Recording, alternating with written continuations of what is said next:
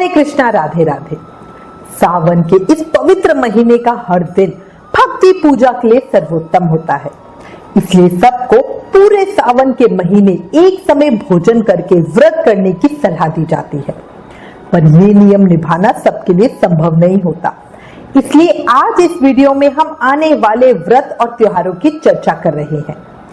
कामिका एकादशी, प्रदोष व्रत, श्रावण शिवरात्रि व्रत, हरियाली तीज और हरियाली अमावस्या कब बनाएंगे, क्या क्या करेंगे, पूजा का शुभ मुहूर्त और पारण समय क्या है, सभी जानकारी आपको इस एक वीडियो में मिल जाएगी, इसलिए वीडियो अंत तक जरूर देखिएगा। सबसे पहले चर्चा करते हैं कामिका एकादशी की। कामिका एकादशी का महत्व और पूजा विधि आपको अपनी पिछली वीडियो में बता चुकी हूं। अगर आपने अभी तक वो वीडियो नहीं देखा तो प्लीज उस वीडियो को देखें, उस वीडियो का लिंक नीचे डिस्क्रिप्शन में है। अब आपको कामिका एकादशी व्रत का शुभ मुहूर्त और व्रत पारण समय बताती हूँ। इस साल 2022 में कामिका एकादशी व्रत हम 24 जुलाई 2022 दिन रविवार को रखेंगे। अब इसी के साथ ना मैं थोड़ा सा आपको एकादशी तिथि का समय बता रही हूँ। एकादशी तिथि प्रारंभ हो रही है 23 जुलाई को सुबह 11:27 AM पर। एकादशी तिथि समाप्त हो रही है 24 जुलाई को दोपहर में 13:45 बजे, मतलब दिन में 1:45 PM पर। इस तरह शुभ संयोगों के साथ एकादशी तिथि 26 घंटे से अधिक समय की है।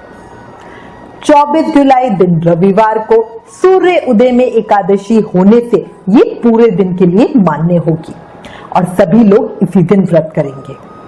वैष्णव और सामर्थ सभी संप्रदाय 24 जुलाई को ही एकादशी व्रत का पालन करेंगे।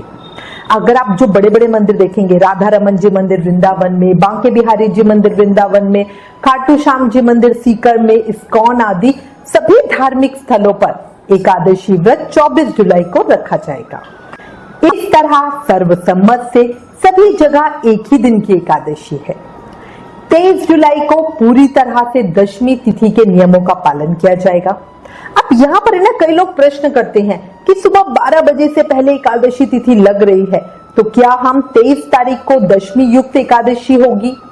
तो देखो, उत्तर में हम कहते हैं नहीं, बिल्कुल नहीं। 23 जुलाई को पूरी तरह से दशमी तिथि मानेंगे। एकादशी तिथि सूर्य उदय पर आधारित होती है, इसलिए 24 जुलाई को ही एकादशी व्रत का पालन होगा और सभी जगह, सभी मंदिरों में, सभी संप्रदायों में 24 जुलाई को ही एकादशी व्रत रखा जाएगा। अब हम चर्चा करते हैं कि अपने कामिका एकादशी व्रत का पारण किस समय करें, मतलब व्रत खोले किस समय। तो हम अपने एकादशी व्रत का पारण 25 जुलाई को सुबह 5:38 AM से 8:22 AM के बीच खोलेंगे।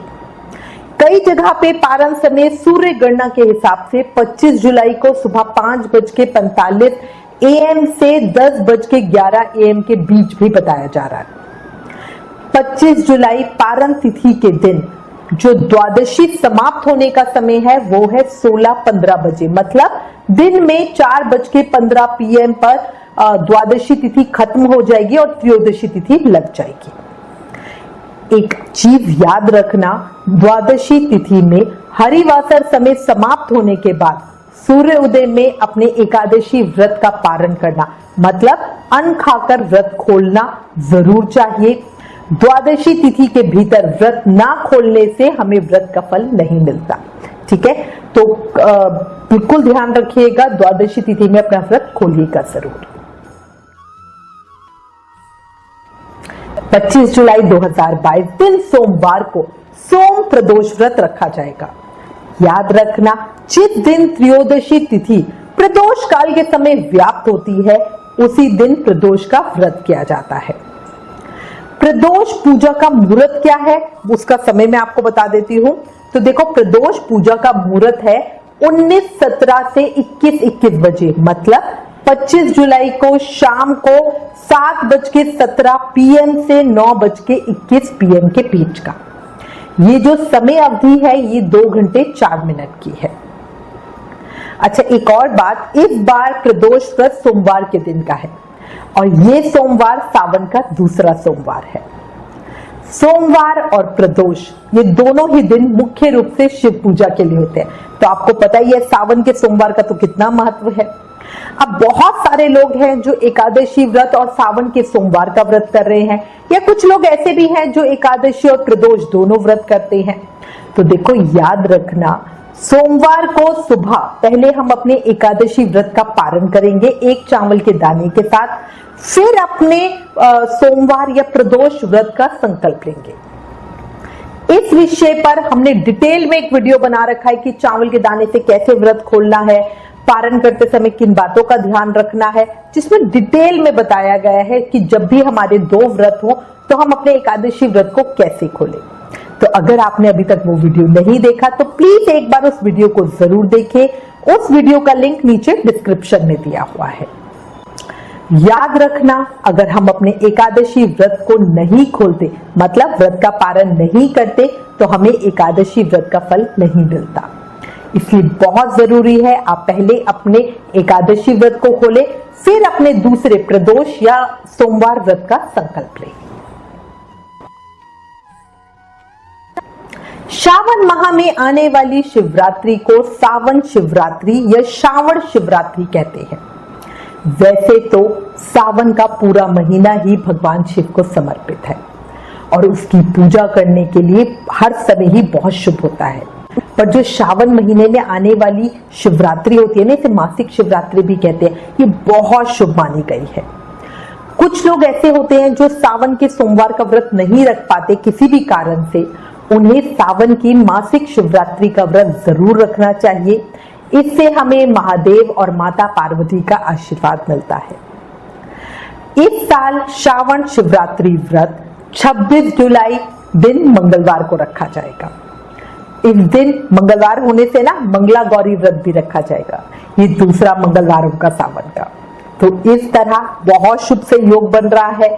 शिव पार्वती की पूरे विधि विधान से पूजा करें और उनकी कृपा का आनंद लें।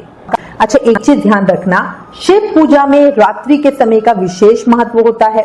इसलिए प्रदोष व्रत हो या शिवरात्रि व्रत हो, उसमें हम वही दिन विशेष होता है जिस दिन में वो तिथि रात के समय में होती है, ठीक है। और उसमें हमें प्रदोष काल की पूजा, रात्रि के समय की पूजा जरूर करनी चाहिए। इस साल में शिवरात्रि के समय निशिता काल का जो पूजा समय है वो 26 जुलाई देर रात 12:07 AM से 12:39 AM के बीच का है। ये अवधि 42 मिनट की है। ध्यान रखिएगा, इस समय में शिव पूजा जरूर कीजिएगा। और शिवरात्रि पूजन के लिए हमें 4 पहर की पूजा का विधान बताया गया है, ठीक है। तो अब स्क्रीन के ऊपर आपके सामने टाइम आ रहा होगा जिसके अंदर आप देख सकते हो। इसमें रात्रि की प्रथम पहर की पूजा का समय है, द्वितीय पहर की पूजा का समय है, तृतीय पहर की पूजा का समय है और चतुर्थ पहर का पूजा का समय है। तो इसको आप पॉज करके सारे समयों को नोट कर लीजिए। इन समय पे हर पहर की पूजा कीजिएगा ताकि शिवरात्रि व्रत का आपको पूर्ण फल मिल सके। 27 जुलाई को शिवरात्रि व्रत का पारण हम सुबह 5:40 AM से दिन में 3:51 PM के बीच में करेंगे। तो बहुत लंबा समय हमें मिलता है शिवरात्रि व्रत के पारण करने का। पारण का मतलब वही है कि अपना व्रत खोलना। अब हम सावन की अमावस्या की चर्चा करते हैं। पवित्र सावन के महीने की अमावस्या तिथि को हरियाली अमावस्या कहते हैं। हरियाली अमावस्या को बहुत शुभ समय माना गया है। इस साल हरियाली अमावस्या 28 जुलाई 2022 दिन वीरवार की है। पुष्कर योग के साथ बहुत शुभ से योग बन रहे हैं। पितृदोष से मुक्ति पाने के लिए इस दिन पितृ तर्पण, स्नान, दान आदि जरूर करें। माना जाता है कि अमावस्या पर पितृ धरती पर आते हैं। जो लोग उन्हें याद करते हैं और उनकी याद में पूजा पाठ, दान करते हैं, ऐसे परिजनों को वो अपना आशीर्वाद देते हैं और उनके ऊपर से सारे दोष, परेशानियां सब खत्म हो जाती है। अच्छा, मैं अब आपको एक बड़ा सरल सा उपाय बताती हूँ। ध्यान रखना, अमावस्या के दिन अपने घर के ईशान कोण में गाय के घी का दीपक जलाना। जो बत्ती होगी वो रुई की जगह आप लाल रंग की मौली से बत्ती बनाएं और उससे एक गाय के घी का दीपक जलाएं। ठीक है, देखिएगा आपको कितना जल्दी अपने जीवन में फर्क पता चलेगा। घर में कुछ नकारात्मकता होती है, कोई नजर होती है, कोई दोष होता है, उन सबका समापन होता है। अच्छा, जो ये हरियाली अमावस्या है ना, इसे महाराष्ट्र में गाठरी अमावस्या कहते हैं, तेलंगाना और आंध्र प्रदेश में शुक्ला और उड़ीसा में चितलागी अमावस्या कहते हैं। याद रखना, इस दिन कोई भी पौधा जरूर लगाना, इसका बहुत महत्व होता है। इस दिन पितरों की शांति के लिए श्राद्ध तर्पण अनुष्ठान जरूर करें, जितना कर सकते हो। अच्छा, एक और बात, हरियाली अमावस्या से ही हमारे श्री बांके बिहारी जी महाराज का फूल बंगला उत्सव खत्म हो जाता है। इसके बाद से हमारे बिहारी जी फूल बंगला नहीं लगता है उनका। ठीक है, तो ये अंतिम दिन के दर्शन होते हैं हरियाली अमावस्या की। तो अगर आप अपने बिहारी जी को फूल बंगले में देखना चाहते हो तो हरियाली अमावस्या से पहले उनके दर्शन जरूर कर लेना। अब अगली चर्चा हम करते हैं हरियाली तीज की। सावन माह के शुक्ल पक्ष की तृतीय तिथि को हरियाली तीज मनाई जाती है। इस साल हरियाली तीज रविवार 31 जुलाई 2022 को मनाई जाएगी। मां पार्वती को हरियाली स्वरूपा माना जाता है, इसलिए इस दिन उनकी विशेष पूजा होती है। उन्हें हरे रंग की सामग्री चढ़ाई जाती है। धार्मिक मान्यताओं की माने तो इस दिन भगवान शिव और मां पार्वती का दोबारा मिलन होता है। मान्यता है कि इस दिन माता शिव और माता पार्वती की पूजा और व्रत करने से हमें अखंड सौभाग्य का वर मिलता है, घर में सुख शांति और समृद्धि आती है, पति के निरोगी रहने का आशीर्वाद मिलता है। पूर्वी उत्तर प्रदेश में इसे कजली तीज के रूप में बनाते हैं। इसमें सिंधारा भी चढ़ता है, जिनकी नई शादियां होती हैं, है ना। तीज का उत्सव औरतों के लिए बहुत ज्यादा महत्व वाला बताया गया है। इस मौके पर महिलाएं झूला झूलती हैं, लोकगीत गाती हैं और खुशियां मनाती हैं। हरियाली तीज पे व्रत नहीं रखा जाता है, स्पेशल पूजा की जाती है। अच्छा, आपको एक बात पता है, हमारे जो बांके बिहारी जी महाराज है ना, वो हरियाली तीज पर ही साल में सिर्फ एक बार झूले पे विराजते हैं। इसे हिंडोला उत्सव कहते हैं।